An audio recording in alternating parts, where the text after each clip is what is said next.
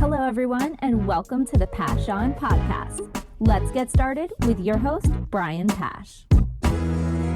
Hi, this is Brian Pash, and welcome to another podcast. On today's show, we have Sam Vukas. He's the Director of Products at Dealer eProcess. Sam, welcome to the show. Thanks for having me, Brian.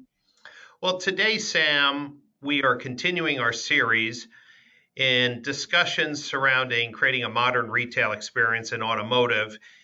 And Dealer eProcess SARA is the product we're going to talk about today. But before we talk about your solution, for dealers who are listening to today's show who are not familiar with Dealer eProcess, can you give us a little thumbnail when the company was started, what types of products and solutions that you offer dealers today? Yeah, sure. So about 10 years ago, Dave Page, the CEO of the company, worked at a car dealership, and he was building websites for other purposes and quickly discovered that we needed a solution for the sites that were currently out there, or lack thereof for that matter. So they quickly, in the back room of the dealership, basically built Dealer eProcess and then turned it into its kind of own company. And over the years, we've been the first to market in a lot of solutions. For example, we were the first to recognize the need for mobile websites back when there was a separate mobile website than the current responsive sites today. We were also one of the first to market with the full responsive websites that didn't hide or disappear anything. So every year that we've kind of been in business, we've come out with new solutions that are very mobile based. And we've created a couple spin-off companies such as Credit Miner, which does soft pull on people's credit, similar to like Capital One. So there's no impact to their social, they don't need their social security number. There's no impact to their credit. And we also created a trade tool as well. Amongst that, we have other offerings like chat, obviously fully responsive websites. We have service solutions. We have parts solutions, accessory solutions. So we've really kind of spent a lot of time figuring out every little piece that a dealer would need to have on their website that would be representative of them and their brand. Well, that's great. And the company today is in a number of OEM preferred vendor programs. You've received accolades not only from the AWA awards, but from Driving Sales and other great reputable organizations. So I'm really pleased with the success that you've had. And so let's talk about SARA. Is that an acronym for something? Yeah, it's an acronym for Smart Automotive Retailing Assistant. We kind of came up with it sitting in a room trying to figure out a nice short way to basically talk digital retailing without just calling it, digital retailing like everybody else was doing. So that's kind of how that was born. Right. Now, for dealers who are out there trying to compare different digital retailing solutions, let's make sure we understand where you sit. Is SARA something that can work on any dealer's website, or is it for dealers who are using Dealer eProcess websites? It is completely vendor agnostic. It can work on any website. It can be placed anywhere that you want to have it shown. We work with pretty much all the major brands. We just launched a site, CDK site with it. We have it on a couple Dealer Inspire sites, so we're pretty much out there on everybody. Great. Now, there are some advantages with dealers who have a Dealer eProcess website and their toolkit. So let's talk about that. Part of the digital retailing workflow is trade. You have your own trade tool. I know that dealers can use any trade tool they want. What's the advantage of a dealer that wants to fully leverage SARA if they choose your trade tool? Yeah, so that's a great question. And what we did was, before SARA was even kind of built, we had revamped our trade tool and also our credit tool. And one thing that we did was we built it all out on the same platform so that we could, again, this is where the name Smart Automotive Retailing Assistant comes from, we could pass data between the three applications. So the benefit to kind of using our trade tool is that if a customer comes onto the website on, let's say, Monday, and maybe they're not far enough along in the buying process or the shopping process to want to run a payment or check their credit, but they just want to know what their current car is worth, we will store that information from that user for what car that they valued, so that when they come back to the website and they're ready to interact with SARA, she's going to pull up the trade that they showed on Monday with the correct values and everything else. And of course, we have all the safeguards in place. We can set timeouts of 7 days, 14 days, whatever you want to set. It's completely configurable by the dealer. And kind of a bonus to this is not only do you get that kind of nice pass through of information, you get to also pick from either Kelley Blue Book, Black Book, NADA guides, and market data. So you can use any book that you choose through our tool. Well, that makes sense, Sam, because I remember testing some digital retailing platforms for the Automotive Analytics and Attribution Summit, which we have each year in November. And there was one tool where I put a lot of information in, and then after I got to the next stage, for example, the credit app, I had to put in the information all over again. It's obvious that these different parts of this company's digital retailing tool wasn't talking to each other. So what I'm hearing is that if a consumer puts in some information in one part of, say, a digital retailing tool, come back later or another day, that data is still there for them to continue without repeating. That's correct. So, and that's really the kind of the approach that we took, is we wanted to make it as simple for the consumer as possible. Okay, so let's talk about logistics then. So are you using some cookie-based system, or when somebody creates a SARA deal, are they creating an account? Because different people are taking different approaches. How is your approach handling recognizing a consumer who comes back 2 days later to finish their work? So right now we're using a cookie-based solution just to kind of store that. We are working actively on having our account piece set up. I don't want to go into too much detail to reveal any kind of secret sauce, but there were a lot of things as far as if we're going to have somebody make an account that we wanted to bring to them and kind of give them back for, taking the time to create the account. So we have a lot in the works as far as that goes, but that'll be coming around the corner shortly. Right, because a cookie-based solution may not work if somebody started a deal on their desktop in the office and then tried to finish it on their mobile phone. Is that one of the shortcomings of a cookie-based system? That is, unless you're looking at things like if you're targeting the browser login. So, for example, if someone's on an Android phone and they're logged into Chrome on their phone and they're logged into Chrome on their computer, you can actually set it up so that it could be recognized. So it is a shortcoming, but there's ways around it. But we wanted to get it out kind of in this fashion first and just kind of see how it worked in the wild before we started forcing people down a road of creating accounts, which I do fully believe is the next kind of step, is kind of that one lead kind of situation, as opposed to counting every time that they interact with it as a separate lead. It's one customer, one lead. So the natural evolution of that is going to be having people create accounts, but you got to make it easy. Yeah, absolutely. And you have to provide some value, right? Why should a customer create an account? You have to solve that value proposition. Sam, let's pivot a little bit. When I think of DR workflows, many of the solutions are asking the consumer to self-select their credit score. And I think at least 50% are guessing. It could even be higher. Or others are, as you go through, it's asking them a question, are you ready to do this application because we're going to do a full credit pull?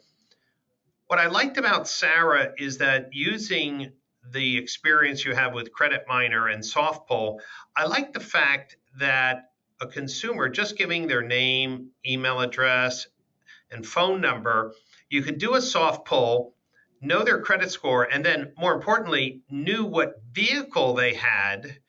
So you knew how much the payoff was. And so if they were doing a trade, doesn't that simplify a lot of those questions by having that data pulled instead of asking them, how much money do you have left on your car? 100%. And the whole point, digital retailing is going to be successful as long as it's accurate. And two main questions that I see being asked as an estimate is credit score and what their payoff is. And that to me is a little scary in a lot of instances, because those two determining factors can completely change what somebody qualifies for and what their monthly payment's going to be. And that's the difference between a happy person walking in the showroom and an angry person walking in your showroom. Yeah, and what was so cool about when we tested SARA in November, and of course the product has evolved a lot since then, was that it was seamless, right? So they're going through their workflow and they're asking, whether they want to lease or finance, and then the trade piece comes in and says, do you have a card to trade? And at that time, Sam, I think it said, are any of these cars the car you want to trade? Was it something like that? Because I thought it was really cool that they, actually could see the cars that the bank said they're financing. Yeah, so it actually, through the workflow, once they mark that they have a trade-in and then they enter their information, the next natural step in that workflow after they pick the vehicle that they want to trade, we present them what we call the auto trade lines. So we pull back to that soft pull what their monthly payment is, percent paid off, what the original loan amount was, the APR percentage, and we display that to them because we only have so much data that we can show legally up front. But that is enough for somebody to sit there and go, oh, perfect. Yeah, I pay $412 a month on my car. That's the loan right there. So in real time, and this isn't cash data. This isn't something that we're pulling down that's 30 days old. This is of that day, what that actual payoff is. So I believe the girl that was walking through the system, actually, once she entered all of her information and picked her options that were on her car and hit next, she was presented with the, hey, we found your loan on this car. And she was able to work right through the system and find out that she was actually, I think, a few thousand upside down. Yeah, well, that's the only tool when we tested back then that made that piece super seamless. And I have to agree with you. I would say up until the last year, I never knew what my credit score was, just because, in the last, I guess it's now 2 years, maybe it's probably 2 years, buying a house in Florida, going through all the loan stuff. But I would say most of my adult life, I had no idea what my credit score was. My credit was good, so I never had to really worry about it. So I really like the fact that SARA takes the guesswork out of knowing their credit score and their loan payoff. Now, one of the other pieces that are a little tricky, although it's getting more commonplace that we're showing F&I products, are you able to show all the F&I products that the dealer has in their showroom to consumers online? And how have you been able to accomplish that? So internally right now, we've been working with a data provider that has kind of a very, very large catalog of potential F&I solutions. And what I mean by that is if we want to do F&I on a dealer's website, we can ask them, who are you offering? What are the major brands that you're offering as far as maintenance plans go, warranties go, even OEM offerings as well we have access to. So there is kind of a very long setup. But for the dealers that want to offer those items online, we can go as little or as much as they want to. So it kind of comes down to, I've seen some kind of brute force solutions, which is great. You always want to have some offerings on there like gap insurance and a few other things. But at the end of the day, maintenance plans, warranty plans, appearance packages, theft protection, all those things can change so drastically from make, model, and trim that you need to kind of have a very quick data-driven solution as opposed to like a brute force setup.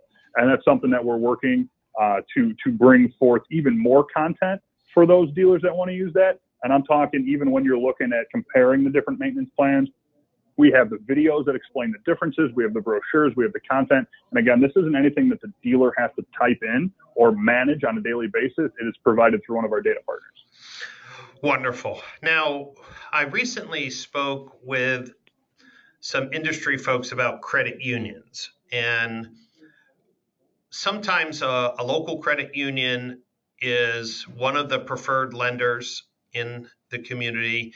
Also, if you're in a military town, there may be some special lending that's done locally. What about integrating banks? Obviously, dealers like to have a lot of choices from subprime all the way up to, tier one credit providers. But what about credit unions and subprimes? Is there any limit to a dealer who wants to have a full portfolio even if this credit union isn't maybe the most sophisticated or part of a finance API? Yeah, absolutely. And one thing that we did to combat that was create a way that a dealer could essentially go in and they can set up their own basically criteria. So if they know that this credit union at a 750 credit score for a 24-month loan will do X percentage, we allow the dealers to be able to go and do a manual setup so that if there is a kind of local bank, something that's not tied to an API or something, like you said, it could be a credit union, it could be something special for military. We have the ability that a dealer can go in, and if they know that that's somebody that they do business with, they can, if they have the sheets from that bank or that credit union, they can go in and update the criteria and have that as an offering for the system.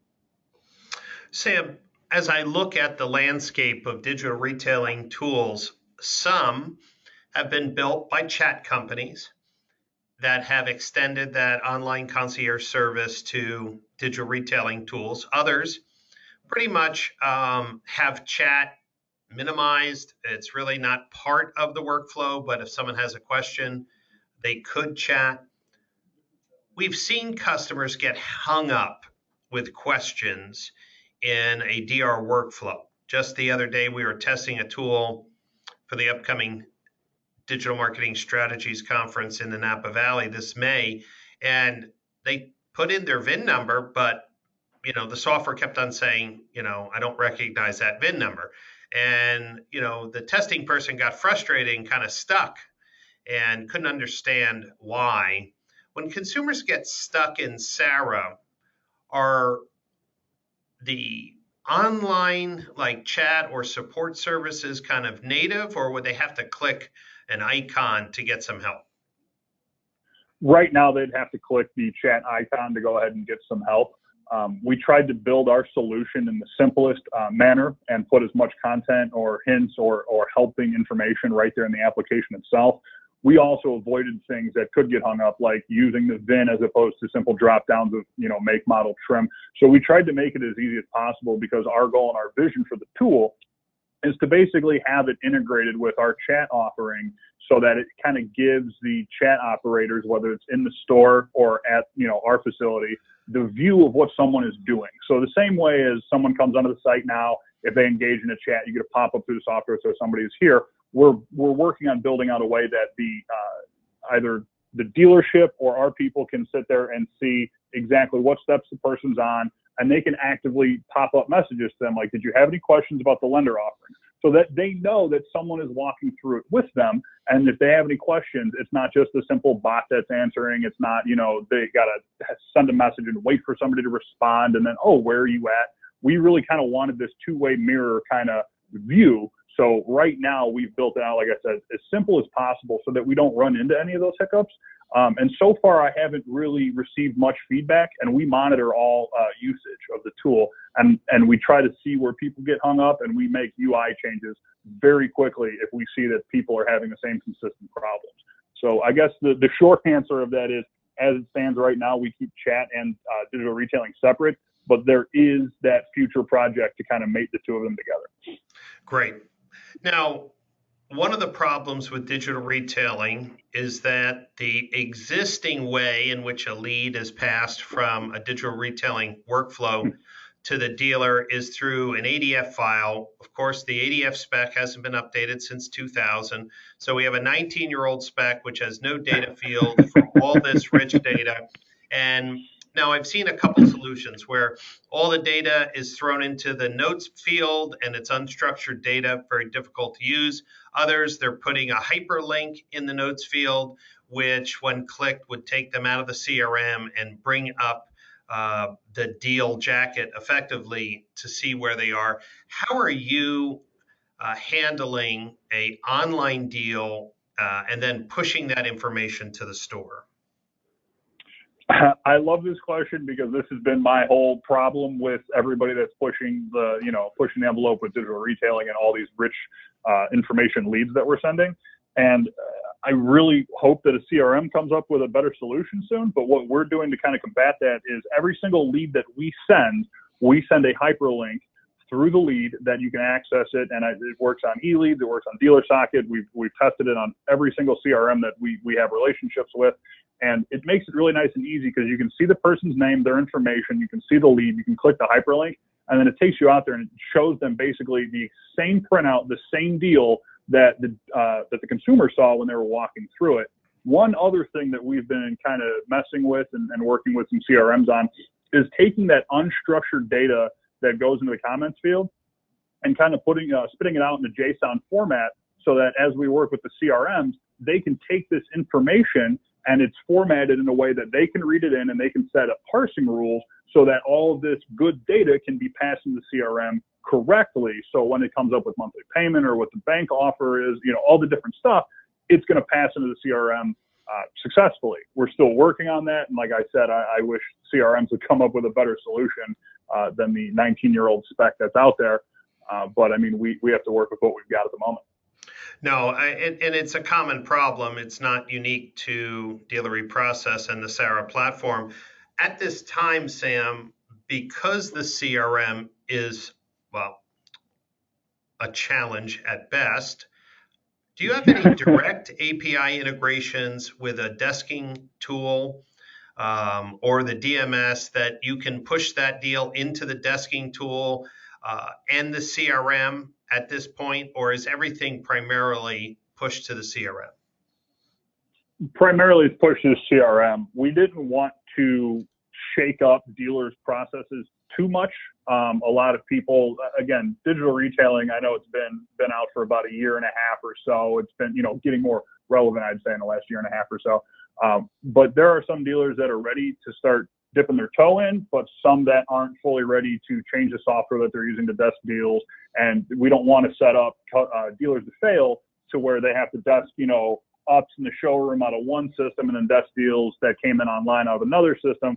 So we kind of took the approach of we'll give you all the information, prep your deal jackets, desk it how you want to, desk it how you need to, and, we'll be here to provide the information for you.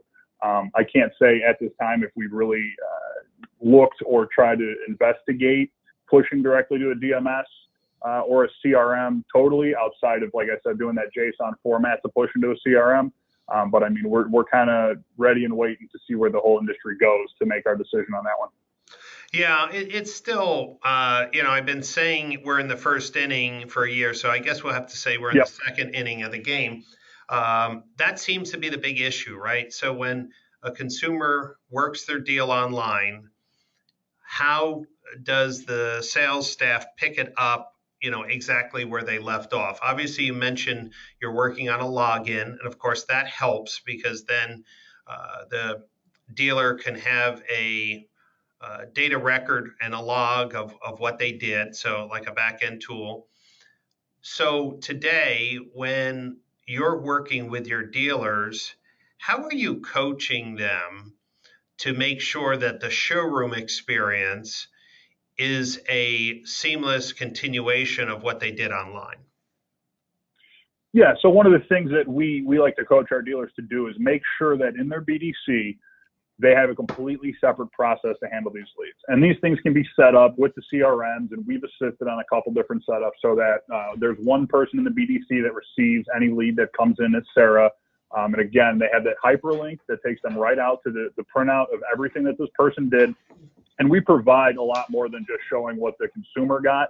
We also take it the next step and we show how which rebates are attached to the deal, how we calculated the taxes, which money factor we use, what residual we use. So we provide everything to the dealer up front, basically so that they can see, if they have a question, why this lease payment was $189, they can see all the relative information right there. And we coach them to basically take these leads, make sure that you have 1, 2, 3, however many dedicated people that you need based on your volume handling these.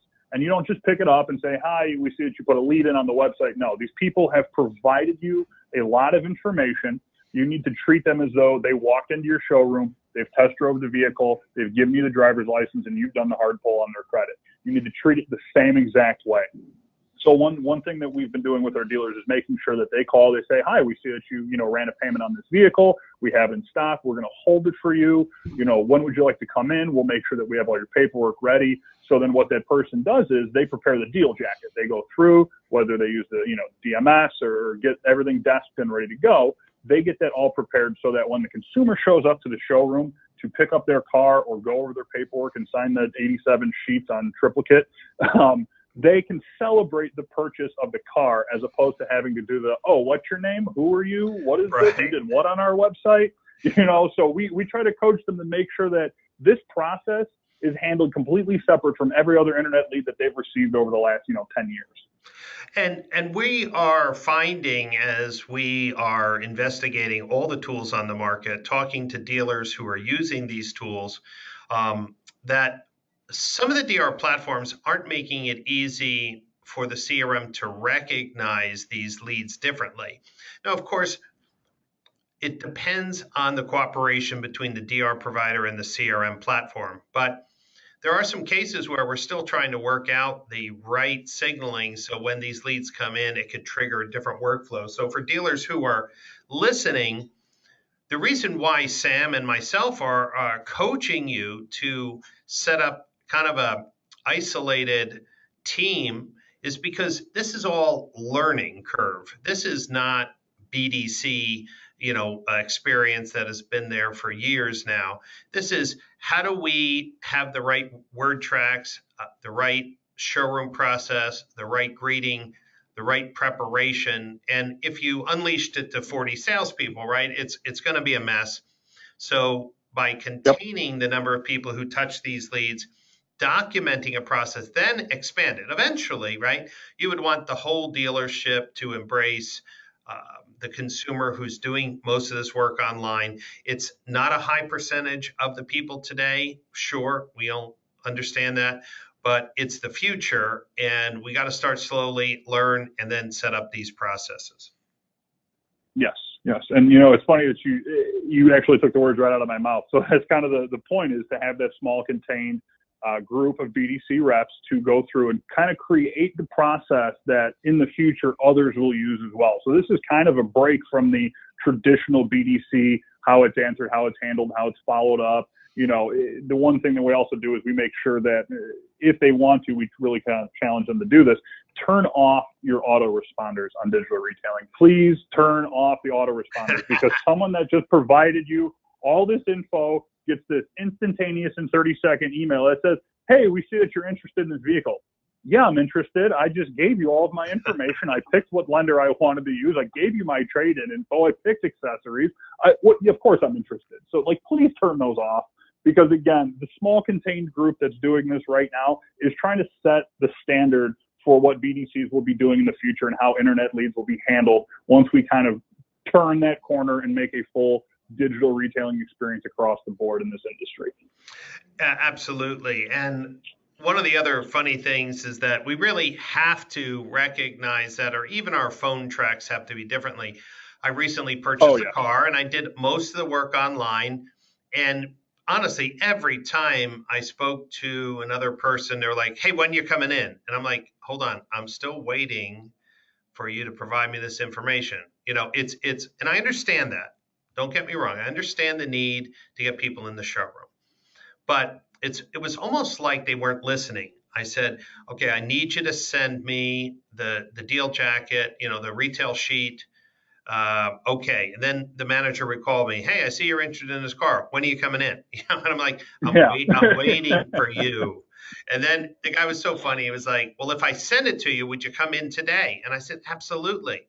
Meaning, what was the implied message that I picked up is I'm only going to take time to do this if you're serious. Yeah. Even though I filled out my full credit application, I told them exactly how much I wanted to put down. I told them my credit score. I sent them a copy of my license. It was, we got to change the culture in the store. Of course, the overall goal is to build the value and trust to get them into the store. So we have to be careful that we recognize exactly how much work the consumer has done and how much they're leaning in before treating everyone the same. Yep. And that goes back to the reason why we haven't really gone down the road of trying to do too much with the desking tool or trying to make that change. Because again, this for some dealers can be a culture shock. Again, there's so much already that has to change. even without having a desking system or having something else that somebody now has to learn. And what we didn't want to do was create a system where now all these people have to unlearn what they've known before and log into this and do all these different things, because then digital retailing is going to fail. Because if you don't have your employees in the dealership behind these solutions, behind these new processes, you cannot expect that consumers are going to continue to use them if we as an industry ruin what digital retailing can do for us out of the gate. So that's kind of where we kind of took that stance of like, we don't want to shake their processes up too bad, but we'll coach them through it. No, and listen, we have a pretty steep learning curve. The digital retailing products that are on the market are changing rapidly. I'm excited to do another round of testing for the Digital Marketing Strategies Conference, May 19th, 20, and 21. We're going to be filming consumers using these tools and showing those videos to the guests. And there's still opportunities for improvement, but we surely have to make sure the store processes are aligned with the expectations set online on their website, in their marketing. Sam, I really appreciated your time today. For a dealer who's looking for a smart digital retailing solution, something that would be easy to install and easy on consumers, where would they go to get some more information on SARA? They can go right to our website, dealereprocess.com. And right at the top, you'll see the big, large word that says SARA. And we've got everything that breaks down from how we do the soft pull to the trade information, how the three apps talk to one another, and what the expected user viewpoint can be from when they're walking through our digital retailing solution. Right. And Sam, if a dealer listening to today's podcast wanted to shoot you an email with questions, obviously you know this product inside and out. What's the best email address for them? Sam@dealereprocess.com. Man, that's so easy. I was thinking that you would have your last name in there and that people would spell that wrong. Yes, I've had mispronunciations and incorrect spellings, so I created an alias that is just simply Sam@dealereprocess.com. Man, that couldn't be any easier. Well, Sam, thanks for being on the show.